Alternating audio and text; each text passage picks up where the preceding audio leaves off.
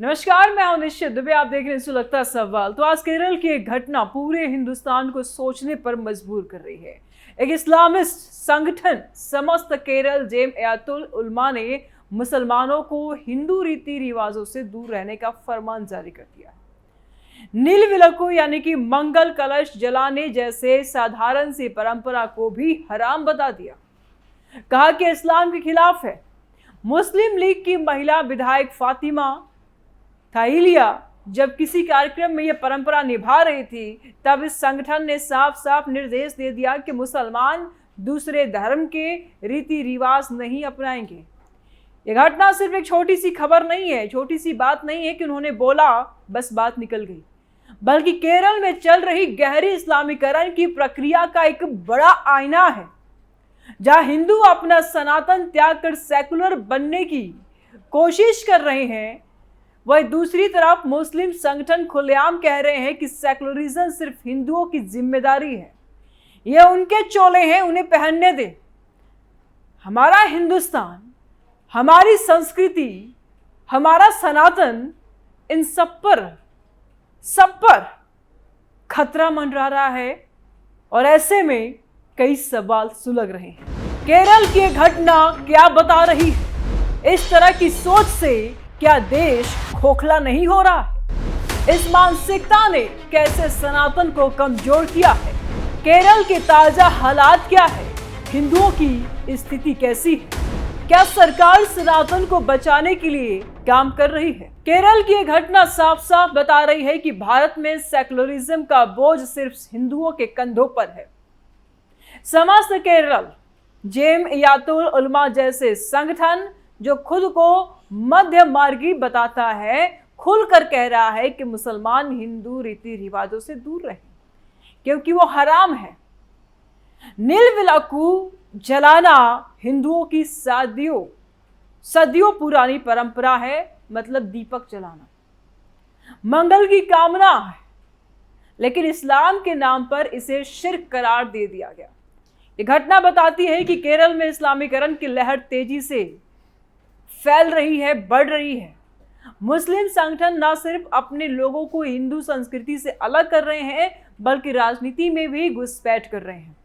मुस्लिम league की विधायक पर दबाव बनाया गया, जो दिखाता है कि वोट बैंक की राजनीति कितनी गहरी है। हम हिंदू अपने त्योहारों को सेकुलर बना करके, ओणम को सिर्फ फसल उत्सव बता करके, गाय का मांस खा करके अपनी पहचान मिटा रहे हैं। कई सेकुलर लोग सिर्फ मांस ही तो है, जो चिकन खा सकता है वो ये भी खा सकता है। कई सेकुलर लोग ऐसे बातें करते हैं, ये हम नहीं कह रहे हैं, लेकिन उधर मुस्लिम अपनी पहचान को और मजबूत कर रहे हैं। करना भी चाहिए, हर व्यक्ति को अपनी पहचान को मजबूत करनी चाहिए। इस्लाम फ्रेंडली जिम खुल रहे हैं जहां म्यूजिक बंद हो, अलग अलग टाइमिंग है, हिजाब अनिवार्य है। स्कूलों में टीचर मुस्लिम बच्चों को ओणम मनाने से मना कर रही हैं। केरल में ये दोहरी नीति है। और हिंदू अगर अपनी संस्कृति बचाने की बात करता है तो कम्युनल कहलाता है, कट्टरवादी कहलाता है, नफरत फैलाने वाला कहलाता है, भेदभावी कहलाता है।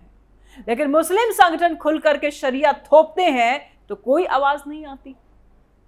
सो कॉल्ड सेकुलर नेता की मुंह बंद हो जाती हैं, जिप लग जाते हैं, मुंह में ताले जड़ जाते हैं। केरल की यह घटना चेतावनी है कि अगर हिंदू जागे नहीं तो सनातन की जड़ें हिल जाएंगी। हिंदुस्तान का केरल हिस्सा धीरे धीरे सांस्कृतिक रूप से बदल रहा है, डेमोग्राफी चेंज हो रहा है। जहां हिंदू बहुल इलाके में भी अब मुस्लिम बहुलता बढ़ रही है, जनसंख्या असंतुलन हो रहा है, लव जिहाद के मामले लगातार बढ़ रहे हैं और अगर प्यार से नहीं तो कन्वर्जन बाय फोर्स भी हो रहा है, मंदिरों पर हमले हो रहे हैं और ये सब जुड़े हुए हैं। यह घटना सिर्फ एक विधायक की लैंप जलाने की नहीं थी, सिर्फ दीपक जलाने की नहीं थी, बल्कि हिंदुस्तान की पहचान पर भी हमला है। हमें अपनी संस्कृति पर गर्व करना चाहिए, न कि उसे छोड़ करके सेकुलर बनने की कोशिश करनी चाहिए, जो सो कॉल्ड नेता करते हैं। अभी जागने का समय है, नहीं तो बहुत देर हो जाएगी। सवाल बड़ा है, इस तरह की सोच से क्या देश खोखला नहीं हो रहा है? जवाब है बिल्कुल हो रहा है। इस दोहरी सोच ने देश की एकता और राष्ट्रीय चरित्र को अंदर से खोखला कर दिया है। जब एक तरफ हिंदू अपनी परंपराओं को सिकुड़ करके सेकुलर बनाते हैं और दूसरी तरफ मुस्लिम संगठन खुलकर कहते हैं कि हम हिंदू रीति रिवाज नहीं अपनाएंगे, तो समाज में फूट पड़ती है और हिंदू हर ईद में जाकर के जरूर सेवैया खाते हैं, सो कॉल्ड सेकुलर बनते हैं। करें वो उनका निजी मामला, लेकिन ये क्या पाठ पढ़ा रहे हैं? यह मुस्लिम आबादी तेजी से यहां बढ़ रहा है। 2011 की जनगणना में हिंदू 54.7% थे, लेकिन अब अनुमान है कि तकरीबन 53% ही बच गए हैं। मुस्लिम 29% के करीब। जन्म दर में मुस्लिम बच्चों का प्रतिशत हिंदू बच्चों से कई ज्यादा है। आज भी हमारे यहाँ हम दो हमारे एक वाला सिस्टम लागू हो चुका है। लोग बच्चा करना नहीं चाहता, पैदा नहीं करना चाहता है, पालना नहीं चाहते हैं, और अब इनके यहाँ ऐसा कोई सिस्टम नहीं है। डेमोग्राफिक्स सिर्फ देश के भविष्य को प्रभावित कर रहा है। देश खोखला हो रहा है क्योंकि हिंदू अपनी संस्कृति को त्याग कर रहे हैं। ओणम को हिंदू त्योहार नहीं, सिर्फ हार्वेस्ट फेस्टिवल बता रहे हैं। गाय का मांस खाना, कुछ लोग इसे सेकुलरिज्म कहते हैं, जबकि मुस्लिम संगठन ओणम क्रिसमस जैसे को हराम बता रहे हैं। यह एक तरफा समर्पण है। सिर्फ हिंदू ही सेकुलर होता है, बाकी कोई भी धर्म सेकुलर नहीं होता है। हिंदू ही कंफ्यूज है, बाकी कोई धर्म कंफ्यूज नहीं, और इसे राष्ट्र की आत्मा कमजोर हो रही है। केरल में लव जिहाद के मामले, मंदिरों पर हमले, धार्मिक प्रतीकों का अपमान, और ये सब बढ़ रहे हैं। जब हिंदू अपनी पहचान खो देते हैं तो वे राजनीतिक रूप से भी कमजोर हो जाते हैं। वोट बैंक की राजनीति में माइनॉरिटी अपीसमेंट चलता रहता है। टीवी डिबेट्स में 3-4 स्कॉलर्स बैठ जाएंगे और टीवी वाले भी अपने टीआरपी चमकाने के लिए यही नीति करते हैं। केंद्र में एनडीए सरकार है, लेकिन राज्य स्तर पर केरल में यूडीएफ या एलडीएफ की सरकारें माइनॉरिटी वोट्स पर निर्भर है, और इसीलिए हिंदू मुद्दों पर चुप्पी साध लेते हैं या फिर भड़काते भी हैं। इस सोच ने पूरे देश को प्रभावित किया है। कश्मीर से लेकर बंगाल तक जहां डेमोग्राफिक चेंज हुआ, वहां हिंदू अल्पसंख्यक बन गए और पलायन हुआ। केरल उसी रास्ते पर है। अगर यही सोच चली तो हिंदुस्तान की एकता टूट जाएगी। सनातन की सहिष्णुता का फायदा उठाकर दूसरे धर्म वाले अपना एजेंडा थोप रहे हैं। अपने जड़ों से जुड़े रहें, ये ज्यादा जरूरी है हिंदुओं के लिए। हिंदू एकता, सनातन गौरव, राष्ट्रवाद, यही देश को मजबूत बनाएंगे। खोखलेपन से बचना है तो हिंदू जागरण जरूरी है। टीवी पर बहसें चलती रहती है, लेकिन जमीन पर बदलाव तभी आएगा जब हर हिंदू परिवार अपनी संतानों को सनातन संस्कृति सिखाएगा और शिक्षा देगा। देश खोखला नहीं होना चाहिए, मजबूत बनना चाहिए, लेकिन हमें ही जब अपने बारे में कंफ्यूजन होगा, कम जानकारी होगी, तो कोई भी ब्रेन वॉश कर देगा, और यही हो रहा है। अगर ये सर्वे किया जाए कि किसके घर में गीता पढ़ाया जाता है, किसके घर में पुराण पढ़ाई जाती है, तो शायद बहुत कम ही अंक निकल के सामने आएंगे। आंकड़े निराशाजनक होगी, क्योंकि हम अपने बच्चों को वेद पुराण पढ़ाना भूल चुके हैं, गीता पढ़ाना भूल चुके हैं। तो जब आप अपने बच्चों को गीता और पुराण नहीं पढ़ाएंगे तो कोई और कुरान जरूर पढ़ा देगा। तो दोष उनका नहीं है, क्योंकि वो तो अपना काम कर रहे हैं, काम आप नहीं कर रहे हैं। दोष आपका है, आपने अपनी जिम्मेदारी नहीं निभाई है, तो दूसरों को दोष देना बंद कर दीजिए कि उन्होंने ये कर दिया, ये कर दिया। अरे नहीं भाई, वो तो अपने मिशन में लगे हुए हैं, वो काम कर रहे हैं, काम आप नहीं कर रहे हैं। इस मानसिकता ने कैसे सनातन को कमजोर किया है। इस मानसिकता ने सनातन को बहुत गहरा नुकसान पहुंचाया है। सनातन धर्म की खासियत है विविधता, सहिष्णुता, लेकिन इसका दुरुपयोग हो रहा है। हिंदू अपने त्योहारों को डी हिंदुइज कर रहे हैं। ओणम को महाबली और वामन अवतार से जोड़ने की बजाय सिर्फ फसल उत्सव बना देते हैं। मुस्लिम और ईसाई संगठन इसमें शामिल होकर के इसे सेकुलर बना रहे हैं। नतीजा, हिंदू बच्चे अपने जड़ें भूल रहे हैं। हिंदुत्व जो स्वाभिमान, राष्ट्रवाद और सनातन रक्षा का प्रतीक है, उसे कॉम्युनल बता करके कमजोर किया जा रहा है। केरल में इस्लामिस्ट संगठन मुसलमानों को हिंदू रीति रिवाजों से दूर रख रहे हैं, जिससे हिंदू मुस्लिम दूरी बढ़ रही है। हिंदू अपनी तरफ से समर्पण कर रहे हैं, मंदिरों में घुस करके अपमान भी किया जाता है कई बार हिंदुओं का, और कई बार जबरन बीफ भी खिलाया जा रहा है, और ऐसे कई मुद्दे सामने आए हैं। इस मानसिकता ने हिंदुत्व को डिफेंसिव बना दिया है। जब हिंदू अपनी संस्कृति बचाने की बात करते हैं तो उन्हें इंटॉलरेंट कहा जाता है, लेकिन मुस्लिम जब शरिया लागू करते हैं तो प्रोग्रेसिव कहा जाता है।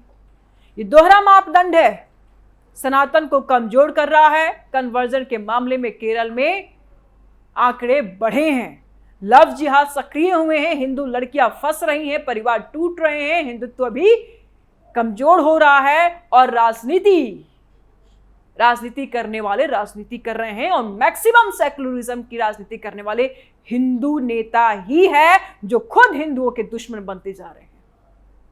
केरल में बीजेपी को अभी भी संघर्ष करना पड़ रहा है क्योंकि हिंदू वोट डिवाइडेड है, कंफ्यूजन में है हिंदू। सनातन के मंदिर परंपराएं हमारी पहचान है, लेकिन इन्हें सेकुलराइज करने से हमारी शक्ति घट जा रही है। राम मंदिर, सीएए जैसे मुद्दों पर राष्ट्रव्यापी जागरण हुआ, लेकिन केरल जैसे राज्यों में स्थानीय स्तर पर अभी भी कमी है, और इस मानसिकता ने युवा पीढ़ी को कंफ्यूज बना दिया है। वे अपने संस्कृति पर शर्मिंदा महसूस करते हैं। हमें चाहिए असर्टिव हिंदुत्व। सनातन को बचाने के लिए गर्व के साथ खड़ा होना होगा।